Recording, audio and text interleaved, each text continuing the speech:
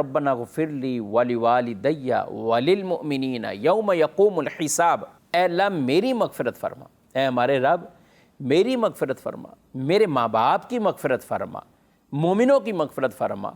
تو یہ آپ جو دعا کر رہے ہیں اپنے لیے، اپنے ماں باپ کے لیے اور ایمان والوں کے لیے جو دعا کر رہے ہیں، اگر ایک کی دعا سے دوسرے کو فائدہ پہنچنا ہی نہیں ہے تو پھر دعا ایک طرح کا معاذ اللہ ابس معاملہ ہوگا، یعنی یہاں پہ دعا مانگنے کو کوئی فائدہ بظاہر نہیں، حالانکہ ایسا نہیں۔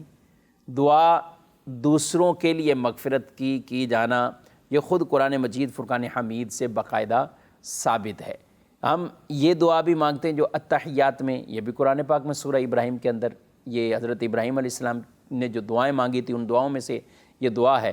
اسی طرح قرآن پاک میں ایک اور مقام پر اللہ پاک نے ارشاد فرمایا وَالَّذِينَ جَاءُوا مِن بَعْدِهِمْ يَقُولُونَ رَبَّنَا اغْفِرْ لَنَا وَلِإِخْوَانِنَا الَّذِينَ سَبَقُونَا بِالْإِيمَانِ، فرمایا اور وہ جو ان کے بعد آئے عرض کرتے ہیں اے ہمارے رب ہمیں بخش دے اور ہمارے بھائیوں کو جو ہم سے پہلے ایمان لائے، ہمارے ان بھائیوں کو بخش جو ہم سے پہلے ایمان لائے۔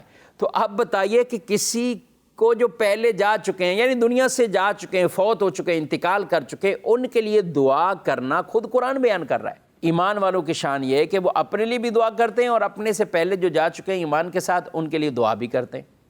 تو اب اگر بعد میں آنے والوں کی دعا سے پہلے والوں کو کوئی فائدہ پہنچنا ہی نہیں ہے تو پھر اس دعا کا فائدہ؟ تو اس کا مطلب یہ ہوا کہ ایک کی دعا سے دوسرے کو فائدہ پہنچے گا۔ تو جب دعا سے فائدہ پہنچ رہا ہے تو دعا بھی ایک عمل ہے۔ اسی طرح کوئی بھی نیک عمل ہے کہ اس کے ذریعے سے دوسرے کو اخروی طور پر فائدہ پہنچے گا، تو اسی کو ایصال ثواب کہتے ہیں کہ جو کچھ آپ کو ثواب حاصل ہوا آپ نے اسے آگے پہنچایا، کسی اور کو دیا۔ اب یہ ایسی کوئی مادی چیز تو ہے نہیں کہ یہ موبائل میرے پاس ہے میں نے اٹھایا کسی اور کو دیا تو مجھ سے چلا گیا۔ اس ثواب والا معاملہ تو ایسا ہے نہیں۔ ثواب اللہ تعالیٰ کی طرف سے انعام ہے، اخروی انعامات ہیں، جزا ہے۔